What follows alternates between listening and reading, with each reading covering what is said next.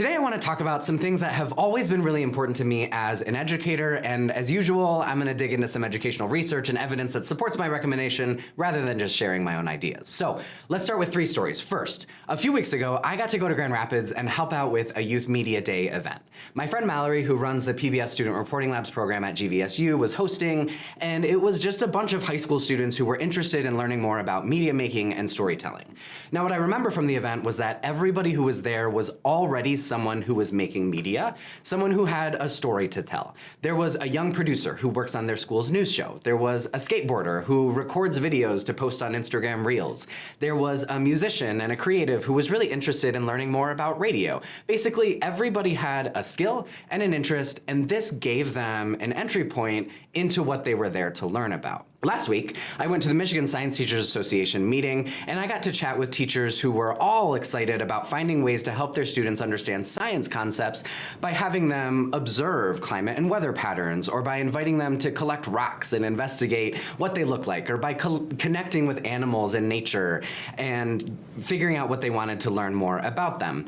That same weekend, I also had the absolute honor of joining a group of educators of multilingual learners in Dearborn, and I got to listen to a panel of speakers talk about leveraging the genius of multilingual learners who have stories and cultural backgrounds and curiosities that we can't ignore simply because they aren't able to communicate in English. They can communicate, they can design, they can think critically, they can create amazing things. And I learned all of this at this event. So the thread for me coming out of these three events is this idea that our students are actually innately brilliant. And they bring incredible knowledge bases and skill sets into our classrooms. And if we give them an opportunity to share those and to let those interests and curiosities lead, they can and will do amazing things. Now, this has been my experience. I've always said that I think teaching requires being in a constant state of awe and always being intentionally impressed with young people. But what's cool is that this is actually also affirmed in educational research.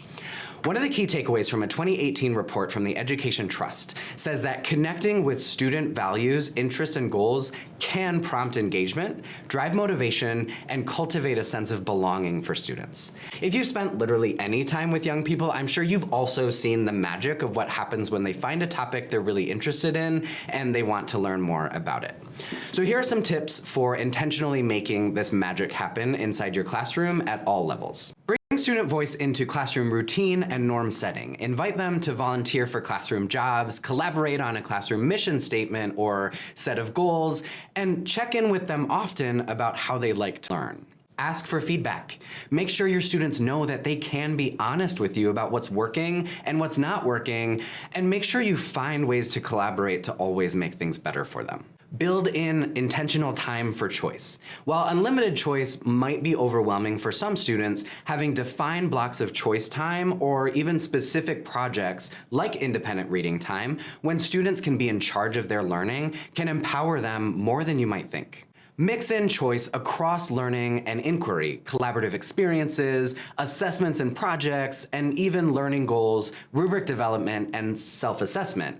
This can ensure engagement over time and a more authentic sense of agency across experiences in the classroom. Build authentic relationships with students. If you really get to know your students and who they are, it will be easier for everyone to make sure you and them are bringing their identities and interests into learning, both at the individual and collective levels.